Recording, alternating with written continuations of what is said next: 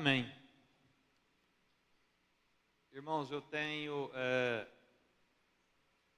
me preocupado em ter comunhão com a palavra de Deus, sabe? De ler o máximo que eu puder as Escrituras Sagradas, porque a cada vez que a gente abre as Escrituras, novas coisas vão nos sendo reveladas e vai alongando a nossa visão de tal maneira que nós deixamos de dar muita importância ao momento presente e passamos a valorizar o futuro e a eternidade. A carta aos Gálatas, ela foi escrita próximo do ano 55 depois de Cristo. E, portanto, 20 e poucos anos depois da ressurreição do Cristo. E ela foi direcionada para uma igreja que vivia um momento de confusão, no seguinte sentido. Aquela igreja havia recebido alguns homens que tinham um espírito muito judaizante. O que significa isso? Pessoas muito apegadas aos costumes religiosos dos judeus. E ao mesmo tempo, aquele povo era um povo místico também. Então, as celebrações, as reuniões, provavelmente elas eram permeadas, muitas vezes por busca intensa pelo misticismo, sem necessariamente entender o propósito para o qual aquelas pessoas se reuniam dentro daquela igreja. E aqui nessa noite, em qualquer igreja que nós formos, nessa noite, nós teremos pessoas buscando coisas diferentes dentro da igreja.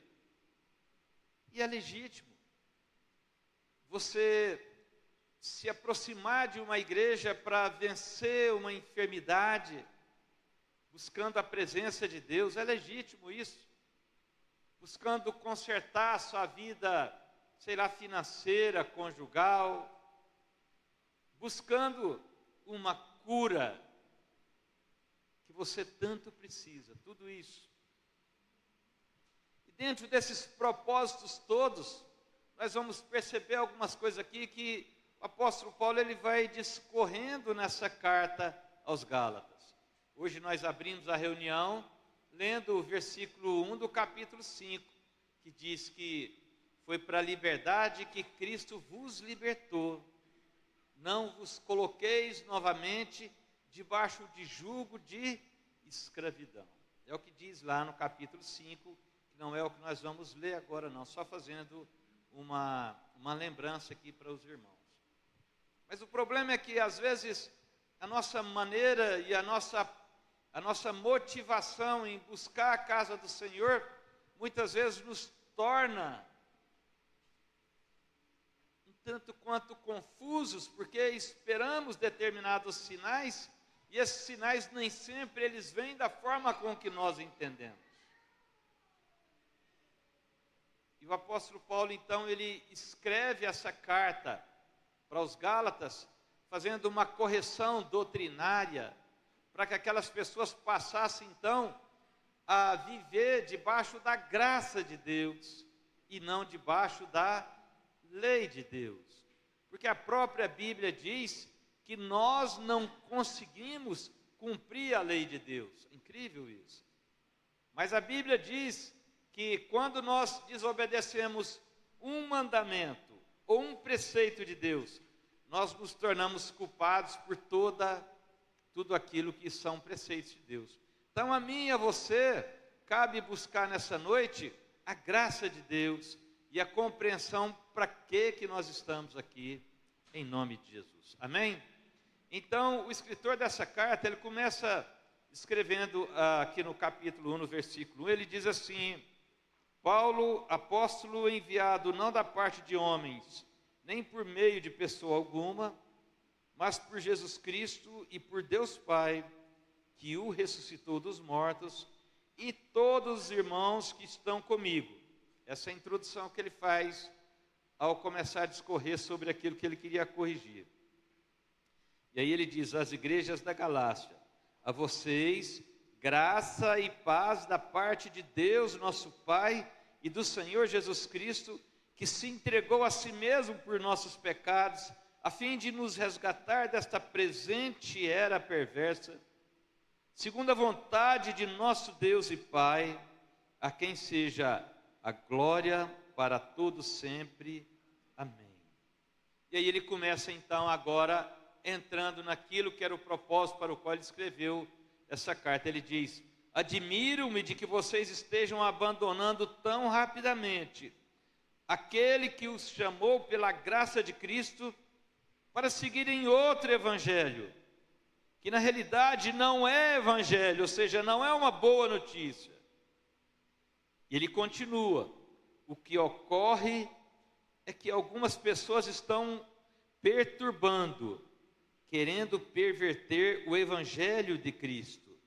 Mas ainda que nós, olha só a coragem do homem, irmãos, ou um anjo dos céus pregue um evangelho diferente daquele que lhes pregamos, que seja amaldiçoado. Como já dissemos, agora e repito, se alguém lhes anuncia um evangelho diferente daquele que já receberam, que seja amaldiçoado. Acaso busco eu agora a aprovação dos homens ou a de Deus? Ou estou tentando agradar aos homens? Se eu ainda estivesse procurando agradar a homens, não seria servo de Cristo. Irmãos, quero que saibam que o evangelho que por mim anunciado não é de origem humana. Não recebi de pessoa alguma, nem me foi ensinado. Ao contrário, eu recebi de Jesus Cristo por uma revelação. Diga comigo, revelação. E aí ele continua dizendo: vocês ouviram qual foi meu procedimento no judaísmo, como perseguia com violência a igreja de Deus, procurando destruí-la. No judaísmo, eu superava a maioria dos judeus da minha idade, e era extremamente zeloso das tradições de meus antepassados. Mas Deus, olha só, irmãos, olha o detalhe desse verso. Mas Deus me separou desde o ventre materno e me chamou por sua graça, quando lhe agradou o quê? Revelar seu Filho em mim, para que eu o anunciasse entre os gentios. Não consultei pessoa alguma, tampouco subi a Jerusalém para ver os que já eram apóstolos antes de mim, mas de imediato parti para a Arábia e voltei outra vez a Damasco. Pulando um pouco, indo agora para o capítulo 2, a partir do verso 1, para a gente ganhar bastante tempo. Diz assim: 14 anos depois subi novamente a Jerusalém, dessa vez com Barnabé, levando também Tito comigo. Fui para lá por causa de uma revelação e expus diante deles o evangelho que prego entre os gentios, fazendo-o, porém, em particular aos que pareciam mais influentes, para não correr ou ter corrido inutilmente. Amém. Nós lemos vários versículos e eles compõem todo um ensino para mim e para você muito precioso. O primeiro deles é que quando nós lemos no versículo 16, vocês se lembram que aprove a Deus revelar Cristo através de quem? Do escritor da carta, Paulo. O nosso propósito como cristãos, o nosso propósito por buscar a igreja, por aprender a desenvolver o nosso lado espiritual, ele tem um propósito que Deus quer cumprir em mim e em você. O que ele diz no versículo 16 é que o desejo de Deus era revelar Cristo através do apóstolo Paulo. Irmãos, isso tem muitas implicações. Muitas. A primeira das implicações que eu queria falar com os irmãos nessa noite é que Deus separou ele desde o ventre da mãe dele. Você não está aqui por acaso. Sabe? Você não está aqui por uma obra do destino. Você não está aqui porque, coincidentemente, você conheceu alguém que te trouxe a esse lugar. Mas o que a Bíblia está falando a respeito de Paulo, e serve para mim e para você, é que houve um propósito de Deus inicial na minha e na sua vida. Olha, o salmista chega a dizer: e no seu livro foram escritos todos os dias da minha vida, antes que nenhum deles existisse. Portanto, se você acha que você está sem controle, eu quero dizer para você que há alguém que está escrevendo a história da humanidade, inclusive através de você. No capítulo 19 do Evangelho de João, se não me engano, no verso 20, ele vai narrar lá o momento em que Tomé, ele não havia crido na ressurreição de Jesus. E ele estava arredio com relação a isso. Ele dizia: olha, se eu não tocar nas feridas dele, de forma alguma eu vou crer. E às vezes, caminhando dentro da igreja, nós não cremos de fato na ressurreição do Cristo. Olha que coisa. Porque trabalhamos numa perspectiva de servir a Deus e obter um retorno. Servir e obter um retorno. Ainda não entendemos que essa graça, ela é tão intensa, mas ela é tão intensa, que Ele separou a mim e a você, ainda no ventre de nossa mãe. Sabe, tudo o que acontece está debaixo do controle e da permissão de Deus. A Bíblia diz em Eclesiastes, se não me engano, no capítulo 3, versículo 11, diz assim: ó, tudo fez Deus perfeito no seu devido tempo, e colocou no coração do homem a eternidade.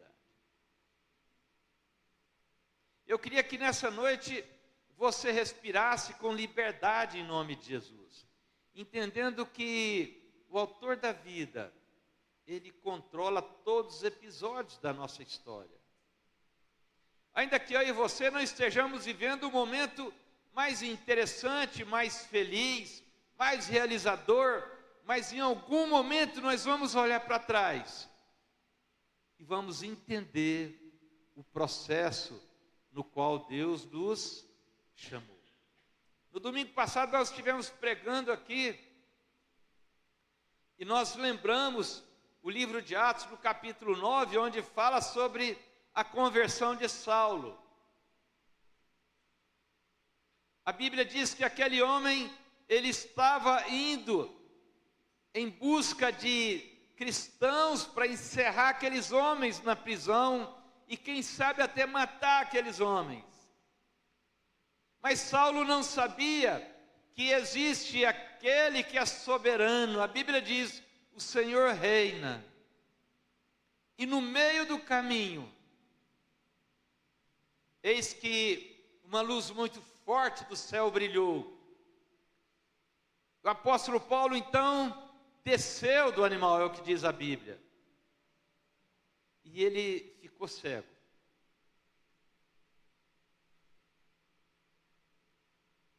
Talvez nessa noite você esteja enfrentando uma situação que tem tirado de você a visão. Quando Jesus vai ressuscitar Lázaro, ele falou assim: olha, essa enfermidade, ela não é para a morte, mas é para que o Filho do Homem seja glorificado. Talvez a angústia que você enfrenta hoje faça parte de um grande projeto de Deus. Não necessariamente para lhe dar aquilo que você tem buscado, mas aquilo que você precisa. Deus fez desse jeito. Deus queria fazer de Paulo um homem que servisse ao Senhor e que pregasse aos gentios. E Deus pegou um homem menos provável, a não ser pelo vasto conhecimento que ele tinha das Escrituras, pelo grau de discernimento que Deus havia dado a ele. Mas Deus queria transformar aquele homem. E para isso ele o submeteu a um tempo onde ele não enxergava nada. E às vezes nós estamos assim, queridos. Você não consegue vislumbrar uma saída. E quem sabe essa perda de visão sua seja a sua grande oportunidade. Eu não digo aqui a visão natural, mas a visão de uma perspectiva, de uma solução para aquilo que você tem enfrentado. Talvez a angústia bate no seu coração, você não consegue trabalhar com ela, e você vai entrando num processo de desespero. Eu quero deixar para você uma palavra de consolo nessa noite. E talvez essa seja a sua grande oportunidade de ter uma grande experiência com Deus. Normalmente nós medimos, nós aferimos a nossa experiência espiritual, religiosa, de acordo com os sinais positivos que a vida vem nos apresentando. Então eu estou buscando a Deus, eu estou participando, eu estou dizimando, eu estou intenso na obra de Deus, e Deus tem me dado saúde, prosperado a minha vida, mas de repente Deus vai lá e te dá a oportunidade de experimentar um momento de angústia.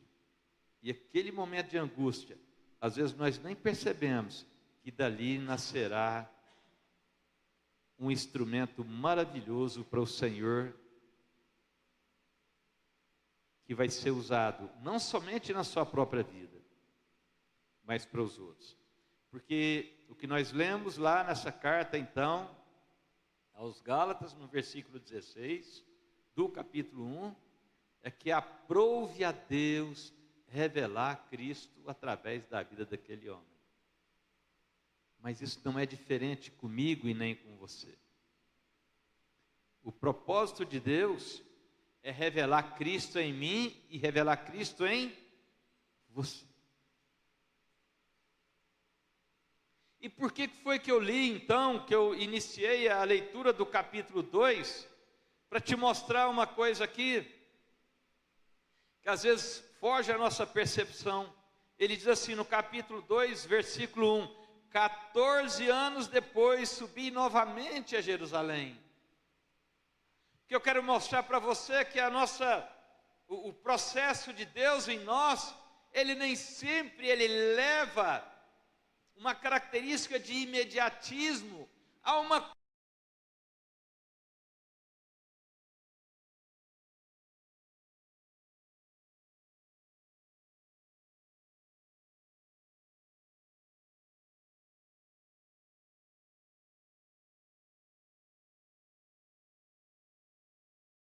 Cristo, nova criatura é, as coisas velhas se passaram, eis que tudo se fez novo. E talvez isso gere em mim e em você, como cristãos, uma pressa, uma angústia, porque se a Bíblia diz que quem está em Cristo é nova criatura, cadê os novos resultados?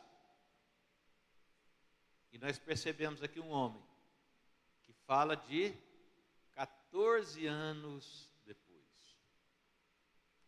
Algumas pessoas recebem uma graça de Deus de ter a vida transformada de maneira muito rápida.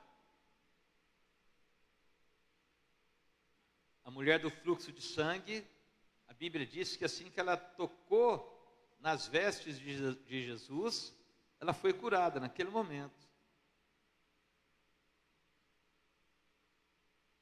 Mas não é essa maneira de Deus agir com cada um de nós. Muitas vezes Ele vai trabalhar, Ele vai usar o tempo, porque às vezes Ele não está necessariamente, a visão dele não é somente nos curar, é fazer com que Cristo seja revelado em mim e em você.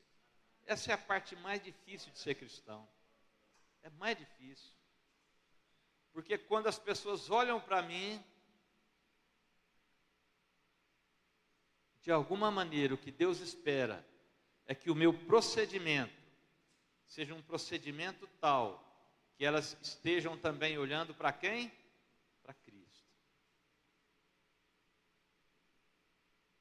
E aí, queridos, nós podemos voltar ao versículo 1 do capítulo 1 da carta aos Gálatas, porque agora nós vamos entender algumas coisas aqui. Diz assim o apóstolo Paulo: Paulo, apóstolo enviado, não da parte de homens, nem por meio de pessoa alguma, mas por Jesus Cristo e por Deus Pai, que o ressuscitou dos mortos. Paulo está dizendo assim que ele foi escolhido no ventre da mãe dele, e ele foi enviado. Não foi por alguém que tem um poder natural, um poder político, um poder físico, biológico, mas que ele foi designado por aquele que ressuscitou a Jesus Cristo entre os mortos. Presta atenção nisso, isso tem muita implicação para mim e para você. Talvez você esteja enfrentando nesse momento uma enfermidade e você ache que essa enfermidade ela determinou o seu fim. Essa enfermidade possa eventualmente ter dado uma sentença para você.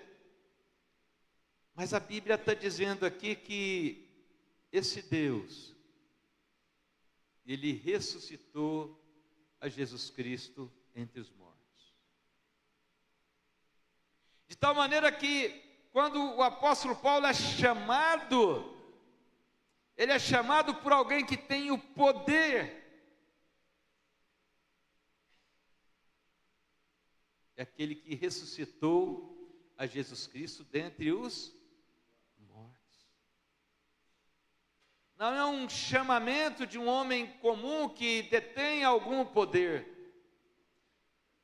mas é o chamamento de um Deus que penetra no sobrenatural, e de maneira maravilhosa Ele restaura, Ele pode produzir em mim e em você uma cura, porque quando Ele anuncia aquele que o chamou, Ele anuncia a virtude dEle, qual que é? O que ressuscita mortos. E o grande drama da humanidade, daí surgem as várias religiões pelo planeta, é como lidar com a morte. Esse é o grande drama. Mas quando nós servimos a Deus, nós servimos ao Deus que tem poder sobre a morte. E nem sempre nós lançamos mão dessa prerrogativa de filho. A Bíblia diz: vocês já não são mais bastardos, mas filhos. Filhos de Deus por Jesus Cristo. Irmãos, isso faz muita diferença. Eu quero dizer para vocês, eu não vou entrar aqui nos detalhes, não vou entrar aqui no mérito, mas eu tive uma experiência dessa esses dias, pastor. Eu me encontrava num labirinto, e aqui, durante o momento nosso de oração, Deus foi falando comigo e me trazendo a essa compreensão de que o meu Pai é poderoso. E foi tão interessante esse momento que eu vivi aqui. Vocês sabiam que pastor de vez em quando também dá uma bugada assim, irmãos? Fica meio tonto assim, parecendo cachorro caído de caminhão de mudança, não é, pastor? Os eventos da vida às vezes fazem isso conosco, nós ficamos meio que perturbados. Tamanha pressão, tamanho momento, tamanha gravidade que enfrentamos. E eu estava aqui, né, e a gente, no nosso momento de adoração a Deus, e eu senti no meu espírito, não foi uma voz audível, fisicamente audível não, mas algo me falou assim no meu espírito. Falou assim, olha, você já imaginou todas as piores possibilidades que esse caso pode chegar, mas você ainda não entregou isso nas mãos de Deus. E a Bíblia diz, entregue seus caminhos ao Senhor, confia nele e o mais ele fará. Sabe por que isso, irmãos? Porque quando nós aprendemos que Deus quer revelar Cristo em nós, a Bíblia conta que Jesus, ele morreu, mas ele também ressuscitou. Já parou para pensar sobre isso? Olha, se Deus ressuscitou o filho dele, o que Deus não pode fazer comigo e com você?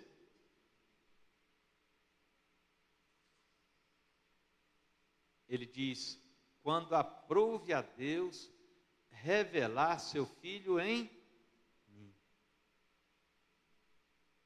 Então, o apóstolo Paulo, quando ele começa escrevendo a carta aos Gálatas, ele vai apresentando as credenciais do Deus que ele aprendeu a servir. Então ele diz que ele é o que o ressuscitou Jesus Cristo dos mortos.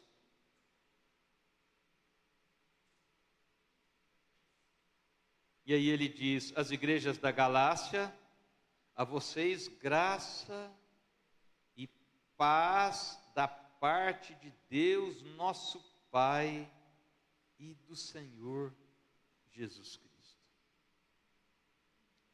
Cada uma dessas palavras traz em si um significado semântico muito forte, irmãos. Olha só, graça e paz da parte de Deus, nosso Pai.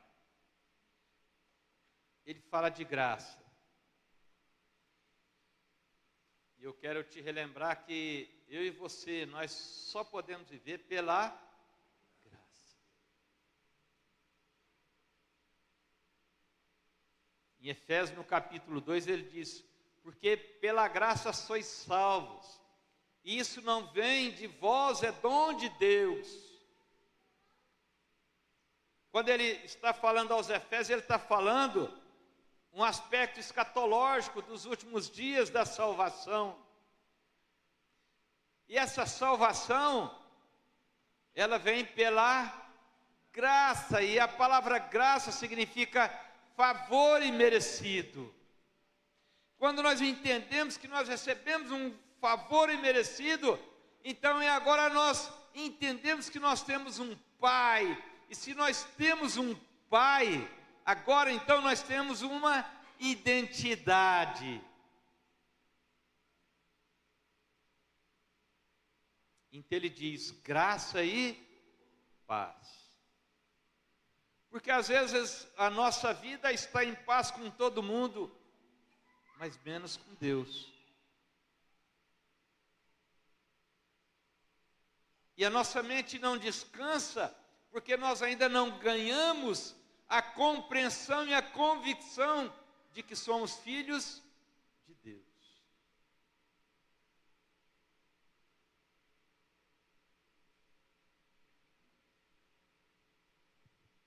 Quando Paulo escreve a carta aos Coríntios, ele escreve no capítulo 5, justificados, pois, mediante a fé, tenhamos paz com Deus, mediante Jesus Cristo.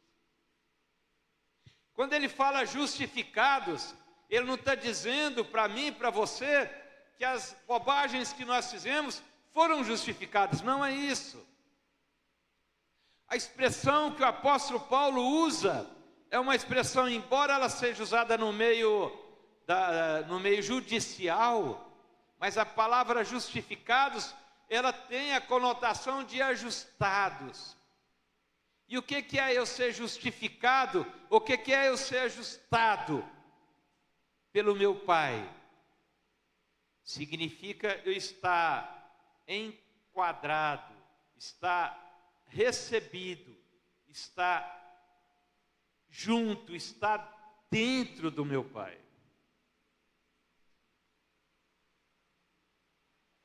Na antiguidade, o homem era condenado por algum crime e ele era levado para o cárcere, e depois a sentença, quando ele terminava de cumprir a sentença dele, ele recebia então o título de ser um homem justificado. O que significa isso? Ele tinha pagado o preço. Agora, o que a Bíblia diz é que nós somos justificados espiritualmente, não porque cumprimos uma pena, mas porque alguém a cumpriu em nosso lugar. Por isso que é graça. E quando nós entendemos a graça, aí nós temos paz. Porque a Bíblia diz, na primeira carta de João, no capítulo 4, no verso 18 ou 19, vai dizer: o verdadeiro amor lança fora todo o medo, porque o medo não nos deixa ter paz. E ele vai explicar lá para nós que o medo, ele é decorrente da expectativa que nós temos do castigo. Mas se nós recebemos por graça e fomos justificados, então agora nós podemos ter uma relação de paz com o nosso Deus por meio de Jesus Cristo.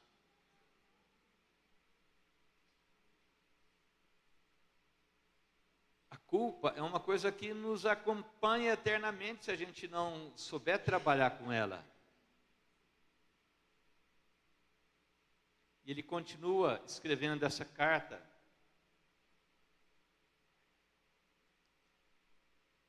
E ele diz assim: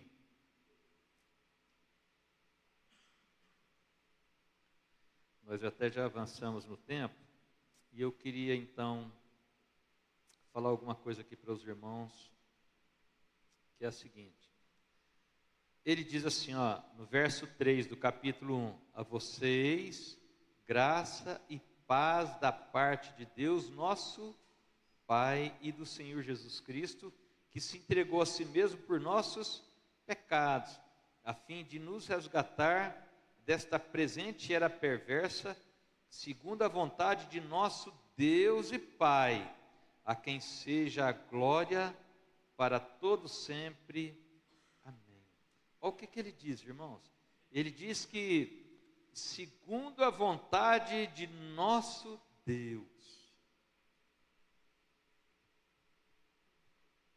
Se você não sentiu a graça de Deus, se você ainda não experimentou a paz de Deus, então você não entendeu a vontade de Deus.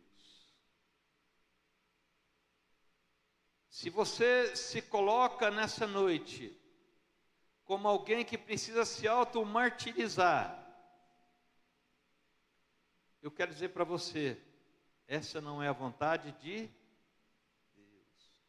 A vontade dele é que nós reconheçamos a graça, para que através da graça nós tenhamos paz. Mas por que paz? Porque Ele é nosso Pai.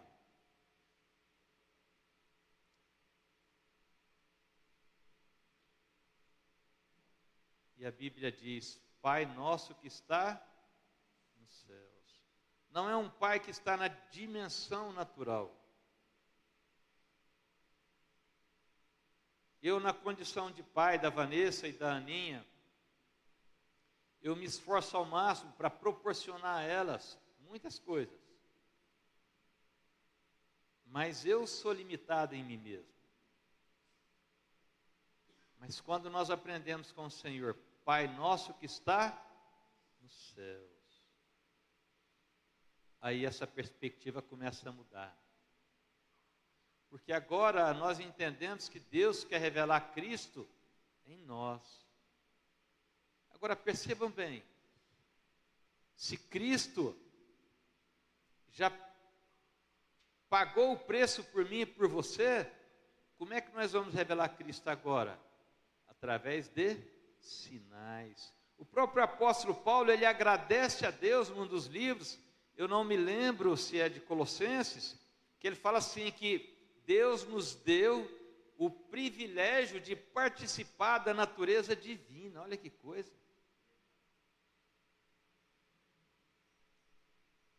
Então, quando nós viemos aqui, nós viemos para essa compreensão. Para quem olhar em mim e você, enxergar não uma pessoa que eventualmente esteja enferma, mas uma pessoa que está recebendo a cura. Porque a Bíblia diz em Isaías, no 53 de Isaías, ele levou sobre si todas as nossas enfermidades. Quero que você fique de pé nesse momento. Vamos caminhando para o final da nossa reunião.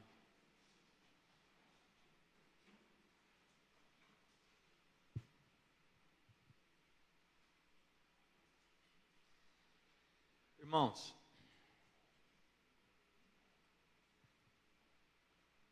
é muito importante uma leitura detida das Escrituras Sagradas, porque quando a Bíblia fala, quando Paulo fala, ele recebeu por revelação, significa que revelar não é apresentar nada novo, é mostrar algo que há desde a eternidade, mas que estava oculto. Revelar é trazer ao conhecimento alguma coisa que já existia, mas que nós não conhecíamos.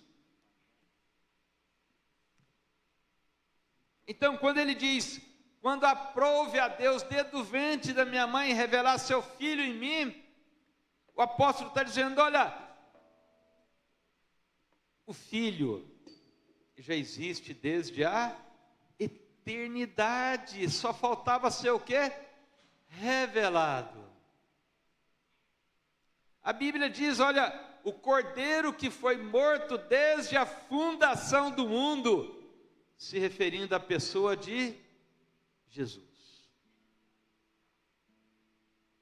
E aquilo que você vai receber nessa semana como sinal, como milagre na sua vida, não é de algo que apareceu, surgiu agora não, mas ele vem através de algo que está sendo revelado para mim, para você, mas que já existia, só que nós não entendíamos. Então, quando eu volto aqui novamente para a experiência que eu tive esse mês mesmo, provavelmente,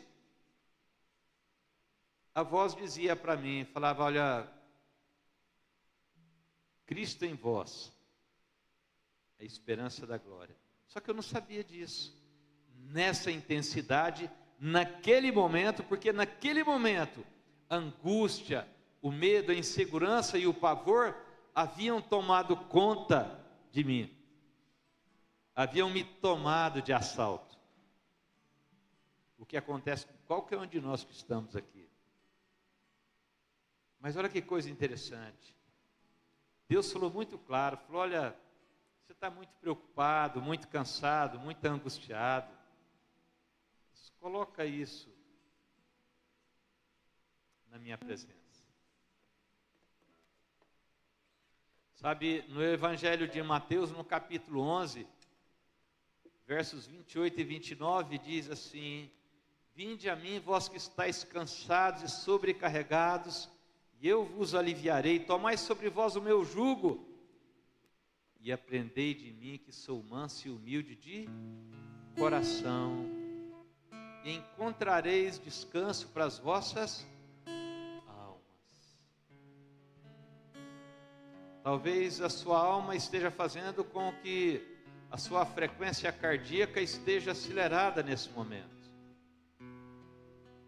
E você, quem sabe, tem acordado pela madrugada e perdido seu sono angustiado. A Bíblia diz no Salmo 91, não temerás o pavor noturno, nem a seta que voa de dia, nem a enfermidade que assola ao meio-dia. Porque Deus quer fazer com que você, pela fé, justificado, possa de fato revelar através dos sinais que você vai experimentar nessa semana, Cristo na sua própria pessoa. E para isso nós precisamos de descansar. Você tem que sair desse lugar descansado, não na perspectiva de voltar para uma semana de luta, mas a sombra do Onipotente, para que você possa descansar. Descanse em Deus nessa noite, descanse em Deus nesses dias, confia em Deus, entregue seus caminhos ao Senhor, confia nele, e o mais Ele fará.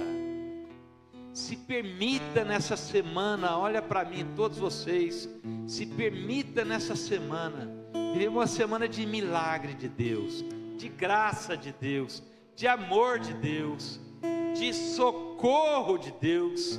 A Bíblia diz que o Senhor, Ele é o socorro bem presente na tribulação.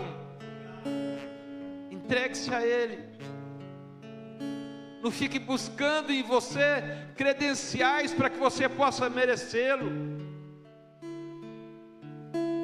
mas busque nele pela graça. Nós já avançamos bastante no nosso horário. Eu quero que você coloque a mão no seu coração e repita essa oração comigo. Diga: Senhor Jesus, eu vim a essa igreja com um propósito de ouvir a Tua palavra. E eu te peço, ó Pai, que essa palavra se materialize em minha vida, porque eu quero manifestar o Seu Filho através da minha vida. E a Sua palavra diz que o Senhor Jesus Cristo venceu o mundo, e se eu revelar a Jesus Cristo, eu também vencerei o mundo, porque a Sua palavra diz que em Cristo nós somos mais que vencedores. E nessa noite eu entrego a minha vida ao Senhor, confessando ao Senhor como meu Senhor, como meu Salvador, em nome de Jesus, amém. Talvez você que está entre nós nunca fez a oração entregando a sua vida para Jesus, e quem sabe você deseja fazê-lo nessa noite. Se você deseja fazê-lo, eu vou chamar você aqui à frente para você estar aqui comigo, e nós vamos orar como igreja por você. Tem alguém aí que gostaria de receber essa oração? Em nome de Jesus. Se não tem ninguém, tem, chega aqui, irmão.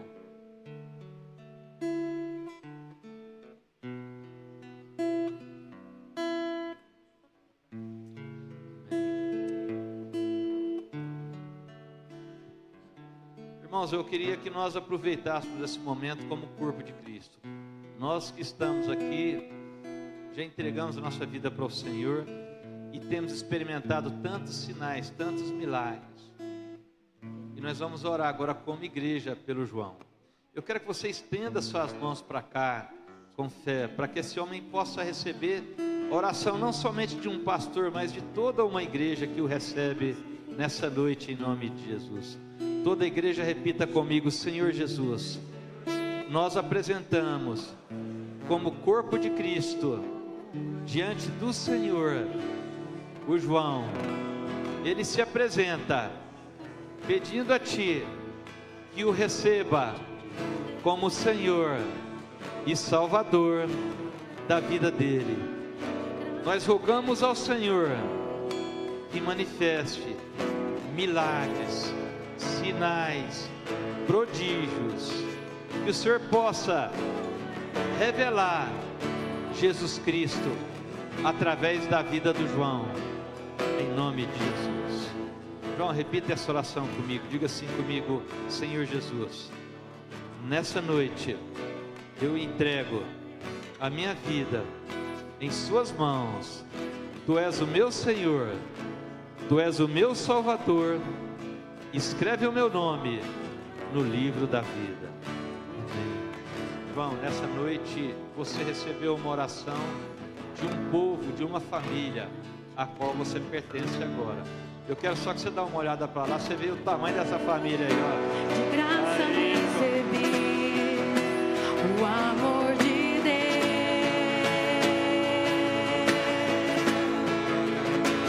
Logo eu, o pobre pecador,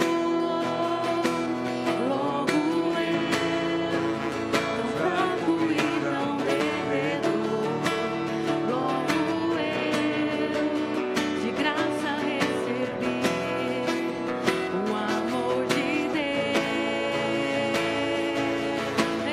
Aleluia. Deus abençoe você, dê graça para você. Revele Cristo nessa semana. Quando alguém olhar para você, vai ver alguém que está vencendo, em nome de Jesus.